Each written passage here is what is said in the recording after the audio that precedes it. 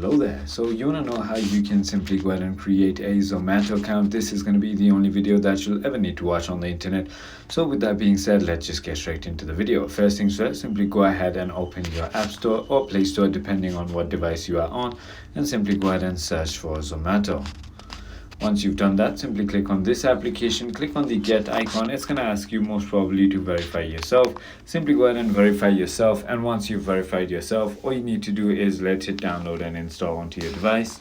So let me just go ahead and do that. It's not gonna take longer than 10 to 15 seconds in order to go ahead and download this application. So go ahead and wait for that. Now once it is downloaded, simply go ahead and tap on open. Now in order to go ahead and create an account, all you need to do is simply go ahead and enter your mobile number right over here. Click on continue, and then it will go ahead and help you create an account. The other thing you can go ahead and do is simply go ahead and all you need to do is click on continue right over here. Go ahead and enter your current or your country, and then simply go ahead and enter your number, and they'll send you a verification code. Simply go ahead and enter that verification code back here, and then your account will be ready once you create your password. I hope this video was helpful to you. If it was, hit that like button.